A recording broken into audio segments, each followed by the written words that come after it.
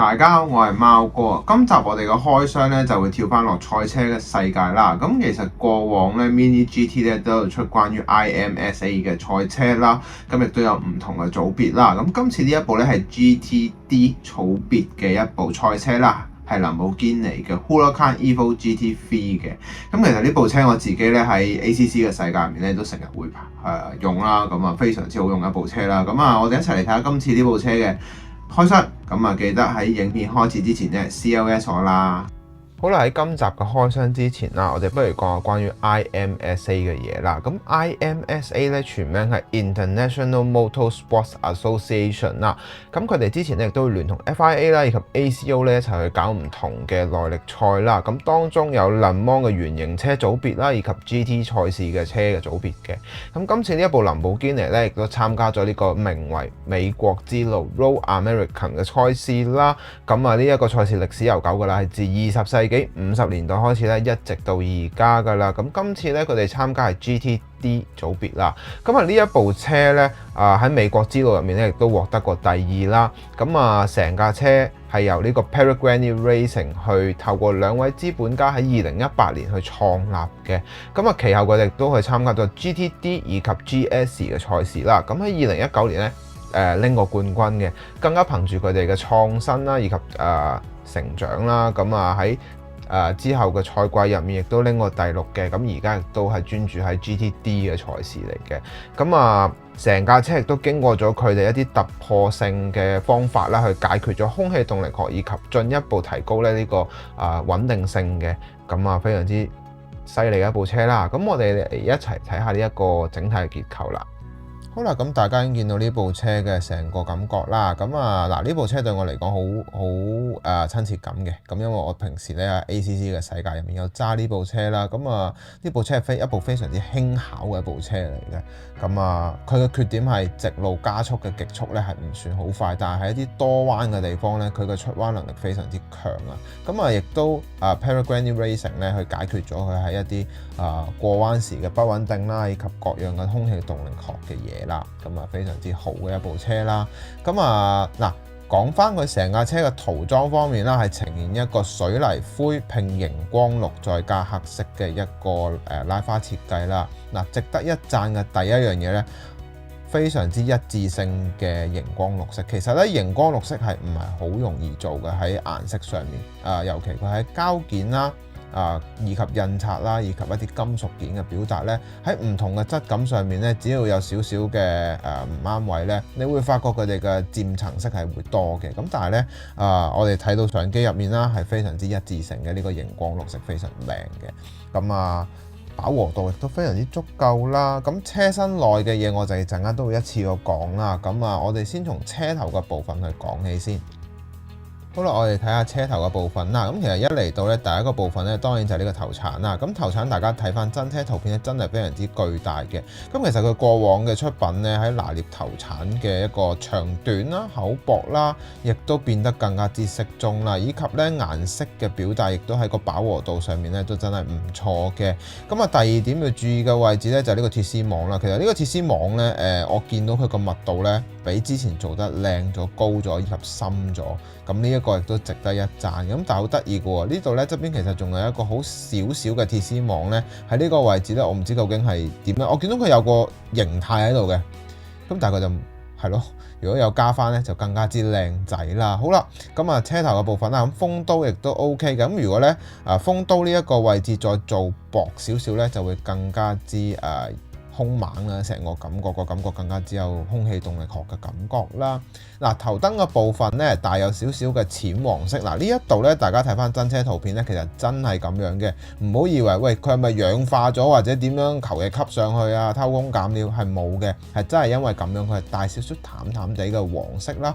咁呢一個地方亦都有細節咁還原到，呢個係佢哋嘅細心位嚟嘅。咁第二樣嘢亦都呢一啲少少嘅窿窿啦，喺凹陷度亦都足夠啦。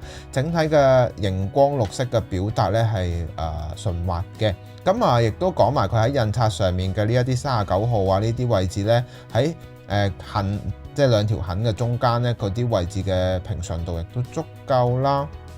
咁啊嚟到另外一樣嘢就係佢哋嗰個車頭冚嘅部分啦。呢一個稜角入面呢，我哋當然除咗留意裏邊嘅鐵絲網部分之外呢，更加需要知道呢就係佢側邊嘅位置有冇起毛邊啦，係完全冇嘅，工整銳利嘅。咁呢一樣嘢都值得一讚啦。咁另外啦，沙板嘅位置呢，其實咧呢一個沙板呢，其實之前 STO 亦都有出現過同樣嘅問題㗎啦。雖然佢已經係比較深咗噶啦，咁但係如果再深啲呢，就會更加之成個感覺呢，更加有鯊魚窿嗰個氣勢啊，成個氣勢感覺會再強橫好多啦。咁側邊睇呢，就更加之有型啦。咁好啦，我哋講完啦車頭嘅部分啦，我哋講下車側嘅部分啦。好啦，嚟到車側嘅部分啦，咁其實咧成架車喺拿捏嗰個側裙嘅位置啦，以及各樣嘢啲稜角咧係非常之突出啦。咁先講第一樣嘢先啦，就係呢一個熒光色帶落去尾沙板直落去側裙嘅位置，無論喺銜接度啦，以及整體性咧嗰個絲滑感係 OK 嘅。咁我自己覺得，尤其呢一個接合位咧，即係你哋要細心留意個位置，就係喺當呢兩個連接點嗰度做得靚唔靚咧，就睇得出佢哋工唔工整啊呢啲位置啦。咁亦都講啦，呢個數字標板位置咧，佢每一粒點咧清晰嘅，攞放大鏡睇得好清楚嘅，拿捏亦都準確啦。咁成個車嘅車架形狀咧，佢係咧喺呢一啲側邊嘅稜角位，佢係起角嘅，應該要起角嘅位置佢做翻晒嘅。咁但係咧，起角得嚟，佢係要帶少少圓潤嘅，喺呢一款車上面，大家從反光位可以睇得出嗰個唔同嘅部分啦。咁呢一個位置亦都有還原到嘅應該要有嘅細節啦。咁另一樣嘢亦都要細心留意翻佢另一點，就係呢一個後側窗嘅呢個少少嘅側窗啦，立體嘅，而且呢嗰個從反光位置睇到，其實佢嗰個成個立體感係好舊嘅。咁但係有一樣嘢好得意嘅喎。我發現咗咧呢一個我唔識讀啦，呢一個 Car Bachmann 我唔識讀啦。原來呢係一個改裝品牌嚟嘅，而且仲要係一個咩牌子？係幫寶馬，最初係幫寶馬做改裝零件嘅。我估唔到喺呢度會出現，又令我增長咗一個知識啦。咁其實揾呢一架車嘅時候呢，其實睇翻個包裝盒上面，其實係冇寫到呢。呢架車入面係屬於乜嘢啦？咁後尾我揾嚟揾去先發現，咦，原來個車係頂上面咧係一個寫住 Peregrine Racing 嘅一個字啦。咁我一撳咗落去先揾到呢架車嘅一啲背景資料。如果唔係，我真係唔知點講啊。咁但係呢，無論點都好，成架車嘅做工咧係穩陣同埋紮實啦。仲有最後一樣嘢啦，少少嘅呢個 logo 咧，今次喺上面亦都有製作到嘅，大家唔好以為呢個係咩嚟，一條痕，其實佢係一個logo 嚟嘅，係啦。入油位置亦都有做啦，咁好靚嘅，而且厚薄度亦都適中啦。好啦，咁我哋講完車側嘅部分啦，我哋講下車尾及車頂嘅部分。好啦，嚟到車尾嘅部分啦，我哋先從尾頂部嘅位置講起先。一嚟到就講呢個大餐台嘅，點解我睇到佢今次又有一啲進步位啦？呢個 Roger Debus 嘅位呢，咁其實呢，佢採用一個反勾翼嘅設計，大家成日都見㗎啦。值得細心嘅位置係咩呢？就係個 G 同個 B， 仲有個 U。因為咧呢一啲位置其實如果過往嚟講呢啲廠商應該會唔印呢一個位上去。咁呢一個彎曲位要做到呢，的而且確唔容易嘅，大家可以見到嘅。咁呢一啲細心位呢，咁就真係睇到佢哋真係一間有心做嘅嘢咯。每一架車係真係放心機落去整呢啲位置，就睇得好清楚啦。咁第二樣嘢呢，亦都要講啦。咁大家會若隱若現，點解會見到我嗰個窿入面好似有啲灰色嘢？我一打開就會睇到噶啦。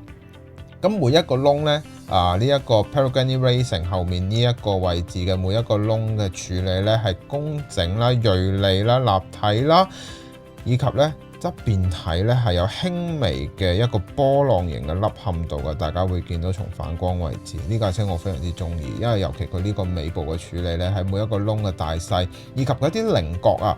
最主要其實呢，林寶堅尼嘅精髓就係咩呢？佢哋一啲方形嘅稜角設計。呢一啲位置咧，大家可以從反光位置見到，其實佢每一個窿兩邊嘅對稱係非常之好嘅。咁呢啲亦都值得一讚啦。咁啊，望下後面呢個位置啦，車尾嘅部分啦，喺上色嘅位置亦都係工整啦。咁啊，尾燈亦都有上色嘅，咁呢啲都唔需要多講噶啦。咁啊，印刷亦都清晰啦。咁啊，值得另外要留意講嘅就係呢個尾擾流嘅部分啦。尾擾流咧，唔淨止係做喺側邊嘅，大家會見到佢哋直接去伸延到落車底嘅部分啦。咁呢個亦都係佢哋喺個細心位置完美咁樣去演繹呢一個尾擾流，點樣可以將空氣喺經呢一度帶走呢？咁呢一啲位置咧，亦都係有去表達到話俾大家知，究竟佢哋發生緊啲乜嘢一回事啦，以及咧大家會見到其實佢嗰啲起角位置咧，從反光位置睇得好清楚嘅，每一個起角嘅位置亦都係精神啦，咁啊非常之好嘅。咁啊好啦，講完呢部車啦，我哋又講下內籠嘅部分啦。好啦，嚟到內籠嘅部分啦，咁其實咧車身亦都好似之前咁講啦，拆得嘅拆，換碳纖嘅換碳纖。嚟到內籠當然就係一句啦，拆得嘅就拆啦。咁其實咧我就盡量喺成個車架面盡量去還原到俾大家睇嘅。咁成個車架咧呈現一個淺灰白色嘅一個設計啦。灰色嘅部分咧其實係 Alcantara 嚟嘅，佢採用今次有一個淺灰色嘅設計啦。咁啊應該要有個位置包括一啲稜角嘅位置啦，呢啲位置全部都有處理到啦。咁我盡量去做嘅，大家會見到個車架嘅部分啦。咁今次呢，我用咗其實呢，大家會見到一啲好似槍灰金屬色嘅位置，其實係一啲碳纖件嚟嘅。咁呢，我喺呢一個部分度呢，我就用咗一個顏色去表達啦，真係冇辦法啦，大佬。但係今次呢，我做咗一個少少嘅突破啦，大家會見到一個好迷你嘅一個賽車防撞網啦。哎呀，我再掃多一次先係啦。